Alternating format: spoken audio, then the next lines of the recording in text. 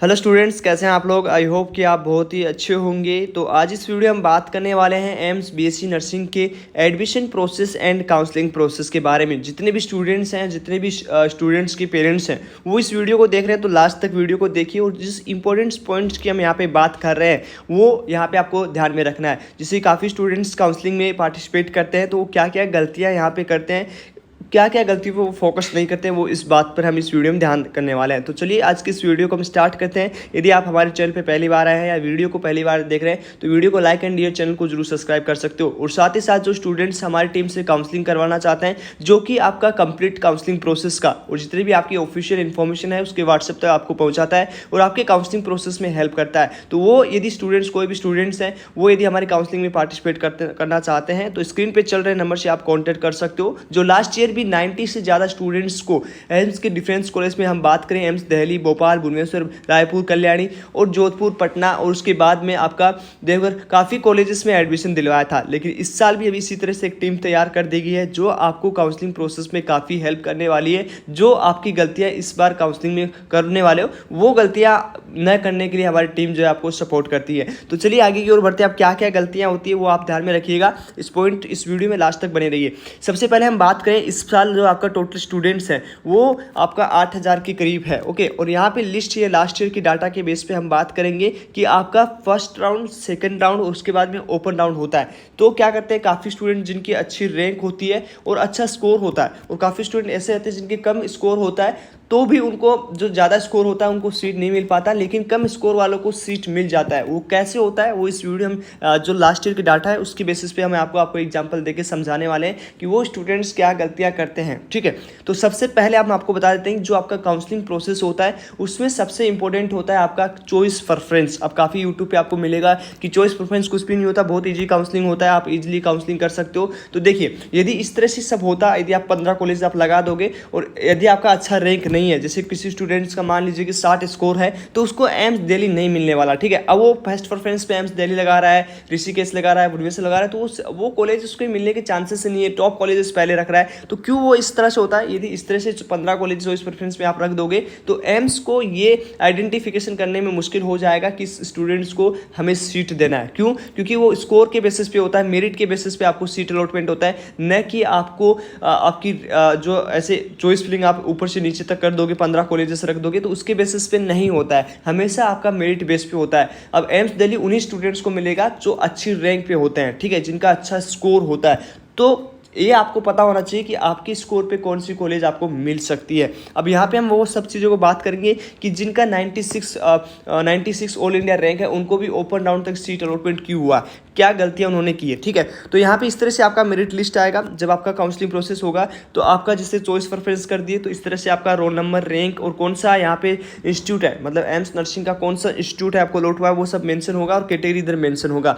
तो यहाँ पे 3 चीज़ें आपको दी हुई है नीचे की ओर, हम स्क्रॉल करके आपको बताने वाले हैं वो तीनों चीज़ों का अर्थ क्या होता है। ठीक है, अब यहाँ पे आप देख सकते हो स्क्रॉल जैसे आप करोगे, ये लास्ट ईयर का डाटा है, यहाँ पे 3 चीज़ें यहाँ पे मेंशन है। ठीक है, अब क्या चीज़ मेंशन है वो देख लीजिए एक बार। यहाँ पे लिखा हुआ है FCNA। FCNA का मतलब होता है कि आपने चॉइस प्रेफरेंस किया लेकिन चॉइस प्रेफरेंस आपका गलत होने के कारण आपको सीट अलॉटमेंट नहीं हुआ। अब काफ़ी यूट्यूब ये बोलते हैं कि चॉइस प्रेफरेंस का कोई इफेक्ट नहीं पड़ता, तो ये FCNA यहाँ पे क्यों लिखा हुआ है। ठीक है, इसका मतलब क्या है, तो इसका मतलब ये होता है, यहाँ पे इंग्लिश में आप देख सकते हो साफ साफ लिखा हुआ है कि आपने चॉइस फिलिंग किया है लेकिन आपकी जो चॉइस फिलिंग है उसके बेसिस पे आपको सीट नहीं मिलने वाला। इसका वजह ये है कि आपने गलत चॉइस फिलिंग किया है। ओके, अब उसके बाद में हम यहाँ पे लिखे NR एंड NP। NR और NP का मतलब ये होगा कि यहाँ पे आपने काउंसलिंग में पार्टिसिपेट ही नहीं किया। तो अब यहाँ पे 8000 जो बच्चे हैं तो वो अभी नीट का काउंसलिंग चल रहा है, आप सभी स्टूडेंट्स को पता होगा। तो नीट की काउंसलिंग में वो एडमिशन ले लेते हैं, MBBS में एडमिशन लेते हैं, आप सभी को पता होगा कि नीट के स्कोर के बेसिस पे आप। इसके बाद हम एक चीज़ और यहाँ पे डिस्कस कर लेते हैं। इसके बाद हम एक और चीज़ डिस्कस करेंगे कि जो first round and second round होता है उसमें आपका कोई भी फीस नहीं लिया जाता, लेकिन ओपन राउंड में आपका 25,000 आपका सिक्योरिटी मनी लिया जाता है। सभी स्टूडेंट्स को पता भी होगा, जितने BSc नर्सिंग के स्टूडेंट्स हैं उनका 25,000 सिक्योरिटी मनी लिया जाता है। ठीक है, लेकिन वो पैसा आपको वापस रिफंड हो जाता है। यदि आपको सीट अलॉटमेंट हो जाती है तो आपको फीस में से माइनस हो जाएगा, और यदि वो आपको सीट अलॉटमेंट नहीं होती है तो आपको 25,000 वापस आपके बैंक में ट्रांसफर कर दिया जाता है। लेकिन एक कुछ लंबा प्रोसेस होता है, तो इस चक्कर में आप नहीं आए, आप फर्स्ट एंड सेकंड राउंड में अच्छे से काउंसलिंग करवाइए। उसके लिए हमारी अपनी टीम तैयार कर दी गई है, ठीक है। उस टीम स्क्रीन पे चल रहे नंबर से आप कॉन्टैक्ट कर लें, वहाँ पे आपको सारी डिटेल इन्फॉर्मेशन देना होगा और उसके बाद में आपको वहाँ पे बता दिया जाएगा कि कौन से राउंड तक मिलने वाला है। तो इससे अच्छा कि आप ओपन राउंड में जाओगे, वहाँ पे 25,000 दोगे, सिक्योरिटी मनी, और यदि होता है तो आपका काउंसलिंग आगे की प्रोसेस होगा, और यदि नहीं होगा तो वो पैसा रिफंड होगा। तो इसके लिए गवर्नमेंट प्रोसेस होता है, तो इसमें न पड़े इससे पहले कि आप फर्स्ट एंड सेकंड राउंड में ही अपना सीट अलॉटमेंट करवा लें। अब यहाँ पे क्या गलती करिए, देखो FACNA का मतलब मैंने पहले भी समझाया कि FACNA का मतलब होता है आपने चॉइस प्रेफरेंस किया लेकिन आपको सीट अलॉटमेंट नहीं हुआ क्योंकि आपका अच्छे से चॉइस फिलिंग नहीं हुआ था।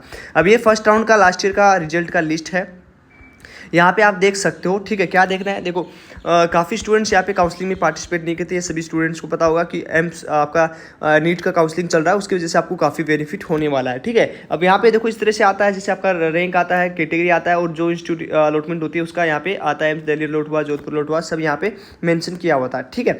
अब ये तो आपका हो गया फर्स्ट लिस्ट। फर्स्ट लिस्ट पे सारे स्टूडेंट जितने पार्टिसिपेट नहीं करते उनका नाम आता है कि NRP इन स्टूडेंट्स ने पार्टिसिपेट नहीं किया। और उसके बाद में काफ़ी स्टूडेंट ऐसे होते हैं जो काउंसलिंग में गलतियाँ करते हैं, तो उनका FACNA, जैसे इसे UR कैटेगरी देखो 144 रैंक पे FACNA लिखा हुआ है, तो FACNA का मतलब ये होगा कि इन्होंने काउंसलिंग में तो पार्टिसिपेट किया बट इनका चॉइस प्रेफरेंस अच्छे से नहीं था, तो इनको सीट अलॉटमेंट नहीं हुई, ठीक है। जबकि उनसे ज़्यादा रैंक वालों को, ठीक है, 157 रैंक है इनके, लेकिन इनको एम्स जोधपुर अलॉटमेंट हो रखी है, ठीक है। तो ये आपका इफेक्ट पड़ता है आपका चॉइस प्रेफरेंस में। देखो 150 पे जोधपुर अलॉट हो चुका है, ओके। यहाँ पे आप देखो यू बठिंडा अलॉट हो चुका है, ओके। उसके बाद में बात करें भुवनेश्वर अलॉट हुआ है, तो काफ़ी स्टूडेंट्स को यहाँ पे अलॉट हुआ है बट उनको नहीं हुआ क्योंकि चॉइस प्रेफरेंस उनका गलती था, ओके। उसके बाद में काफ़ी स्टूडेंट और भी आपको नीचे की ओर मिल जाएंगे जिनके FACNA, देखो UR कैटेगरी से FACNA लिखा हुआ है, जबकि यहाँ पे 237 रैंक है इनके, लेकिन इनको सीट अलॉटमेंट नहीं हुआ क्योंकि चॉइस प्रेफरेंस अच्छे से नहीं किया। और यहाँ पे जोधपुर इनको सीट अलॉटमेंट हुआ है, ऋषिकेश इनसे ज़्यादा रैंक वाले को, ठीक है, देखो 245 वाले को इनको अलॉटमेंट हो गया है। तो इस तरह से आपको गलतियाँ नहीं करनी है। और FACNA फिर OBC NCL के स्टूडेंट्स के लिखा हुआ है, यहाँ पे UR कैटेगरी लिखा हुआ है, लेकिन लिखो नीचे AIIMS Jodhpur Bhubaneswar top college से यहाँ पे अलॉट हुए हैं उससे ज़्यादा रैंक वालों को, ठीक है। तो ये सारी गलतियाँ आपको बिल्कुल नहीं करनी है। ये जितने पेरेंट्स देख रहे हैं जो क्या करते हैं कि बच्चे को खुद से काउंसलिंग करते हैं या किसी यूट्यूब से देख के करते हैं, तो वो यूट्यूब वाले भी पूरा प्रोसेस नहीं बताते, हालांकि हम भी नहीं बता पाएंगे क्योंकि इन सब चीज़ों के लिए टाइम नहीं रहता है, ओके। जब काउंसलिंग स्टार्ट होता है तो सारों बच्चों का काउंसलिंग करना होता है, तो अच्छे से एक्सप्लेन नहीं कर पाते हैं। यदि हम अच्छे से एक्सप्लेन भी कर देंगे तो स्टूडेंट समझ नहीं पाता है, ठीक है। तो वो क्योंकि अलग अलग रैंक पे, जैसे किसी की 500 रैंक है, 1200 रैंक है, 2000 रैंक है, 4, तो उसकी चॉइस प्रेफरेंस उसके अनुसार बदल जाती है। तो सभी स्टूडेंट्स का हम चॉइस प्रेफरेंस यूट्यूब पे नहीं बता सकते, इसके लिए हमने टीम तैयार की थी, ठीक है। तो यहाँ पे देखो काफ़ी स्टूडेंट्स का, अब हम इस फर्स्ट राउंड की बात करें, सेकंड राउंड की भी हम बात करेंगे। सेकंड राउंड में कब क्या होता है, ठीक है। जैसे सेकंड राउंड में भी आपका सीट अलॉटमेंट होता है, तो वो किस, तो अब यहाँ पे आप देखोगे सेकंड राउंड की काउंसलिंग प्रोसेस के लिए, ठीक है। तो सेकंड राउंड की हम बात करें तो 96 वाले स्टूडेंट्स को यहाँ पे फिर से सेकंड राउंड में सीट अलॉट हुआ क्योंकि फर्स्ट राउंड में उनको अलॉटमेंट नहीं हुआ था, ओके। यहाँ पे सेकंड राउंड में सीट अलॉट हुआ, फिर यहाँ पे देख सकते हो कि काउंसलिंग में गलतियाँ फिर स्टूडेंट्स ने की है। तो यहाँ पे फर्स्ट एंड सेकंड राउंड के लिए एक ही बार आपका जो है चॉइस प्रेफरेंस होता है, उसके बाद आपका फर्स्ट एंड सेकंड राउंड के बीच में कोई भी चॉइस प्रेफरेंस नहीं होता है, तो इसलिए आपका चॉइस प्रेफरेंस इंपॉर्टेंट होता है। अब यहाँ पे आप देख सकते हो 345 रैंक है स्टूडेंट्स के UR कैटेगरी से, बट इनको सीट अलॉटमेंट नहीं हुआ। क्यों नहीं हुआ? क्योंकि चॉइस प्रेफरेंस अच्छे से नहीं किया। फिर 375 पे चॉइस प्रेफरेंस अच्छे से नहीं किया, इनको सीट अलॉटमेंट नहीं हुआ। जबकि इनसे ज़्यादा रैंक वालों को, जैसे 398 वालों को, 395 वालों को एम्स भोपाल जो इंडिया के टॉप कॉलेजेस में आता है वो सब अलॉट हो रखा है, ठीक है।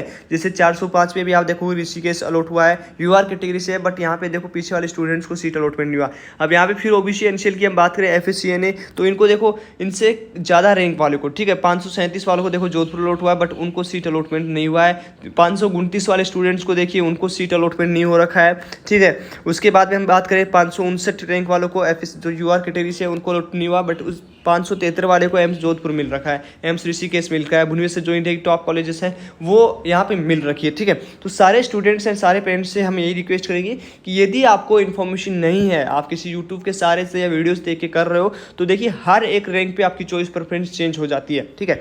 तो वो सब चीज़ों को आपको ध्यान में रखना है। इसके लिए आप हमारी टीम से हेल्प ले सकते हो। मैंने पहले आपने बताया कि लास्ट ईयर भी 90 से ज़्यादा स्टूडेंट्स को हमने एम्स की डिफरेंस कॉलेज में बचाया है। इस बार भी हमें इससे ज़्यादा 100 से ज़्यादा मैक्सिमम बच्चों को हम यहाँ पे एडमिशन हमारी काउंसलिंग के थ्रू मिलने वाला है, ठीक है। तो काफ़ी बेनिफिट होता है। अब नीचे की ओर जैसे स्क्रॉल करेंगे, ठीक है, देखो ओबीसी एनसीएल एफएससी ने लिखा हुआ, जबकि उससे ज़्यादा रैंक वाले को यूआर कैटेगरी वालों को यहाँ पे कल्याणी मिल रहा है, ऋषिकेश मिल रहा है, पटना मिल रहा है। तो ये सब चॉइस प्रेफरेंस का खेल है, ठीक है। अच्छे से चॉइस प्रेफरेंस होता है तो अच्छे से सब कुछ मिलता है। तो कम रैंक वालों को भी नुकसान होता है जब यदि आप चॉइस प्रेफरेंस अच्छे से नहीं करते हो, और ज़्यादा रैंक वालों को भी होता है क्योंकि वो ये सोचता है कि मुझे तो मिल ही जाएगा, ठीक है। लेकिन यदि आपका चॉइस प्रेफरेंस अच्छे से नहीं होता है तो ऑफकोर्स आप वो गलती करोगे और फिर ओपन राउंड में आपको जाना होता है। और ओपन राउंड में आपको 25,000 रिफंड सिक्योरिटी मनी देना होता है, जो आपको सीट अलॉटमेंट होगी तो आपकी फीस से माइनस लिया जाएगा, और यदि आपको सीट अलॉटमेंट नहीं होती तो वो आपको रिटर्न हो जाता है, ठीक है। उसके बाद में यहाँ पे नीचे की ओर स्क्रॉल करेंगे और स्क्रॉल करेंगे तो यहाँ पे खुद एफएससी ने बहुत से स्टूडेंट्स को लिखा मिल जाएगा, और जबकि उनसे हाई रैंक वालों स्टूडेंट्स को रायपुर, मंगलगिरी, यहाँ पे देखो देवघर, बहुत सारे रायपुर काफ़ी कॉलेज मिले हैं, जबकि उनके 1181 पे उनको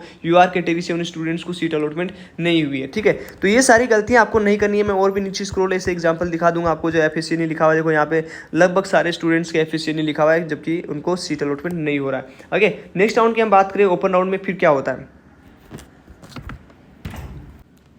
अब देखिए जैसे ही ओपन राउंड होगा तो ओपन राउंड के लिए पहले एक नोटिस निकलता है। उस नोटिस में यहाँ पे देखो नीचे की ओर जैसे आप स्क्रॉल करोगे तो साथ ही डॉक्यूमेंट्स आपके अपलोड करवा लिए जाते हैं, और यहाँ पे आप देख सकते हो candidate was required to deposit the amount of 25,000, ठीक है। ये 25,000 मांगा जाता है जो आपका सिक्योरिटी मनी होता है, ठीक है। अब यहाँ पे इस 25,000 का किया क्या जाता है, यदि आपका एडमिशन होता है तो आपको जो है काउंसलिंग जितने भी आपका फीस होता है उसमें से आपको कट हो जाता है, और यदि एडमिशन नहीं होता तो वो 25,000 आपको रिफंड वापस मिल जाता है। तो इस तरह से झमेले में न पड़ के आप फर्स्ट एंड सेकंड राउंड में कोशिश कीजिए कि आपको वहाँ पे सीट अलॉटमेंट हो जाए। ओके, अब यहाँ पे हम जो है ओपन राउंड के सीट अलॉटमेंट की बात करेंगे कि ओपन राउंड में किस तरह से सीट अलॉटमेंट हुआ है, कितनी रैंक तक हुआ है, वो सब हम यहाँ पे बात कर लेते हैं, ठीक है। तो ओपन राउंड की चलिए एक बार ओपन राउंड हम डिस्कस कर लेते हैं कि ओपन राउंड में कितना स्कोर तक आपको जो है सीट अलॉटमेंट हुई है।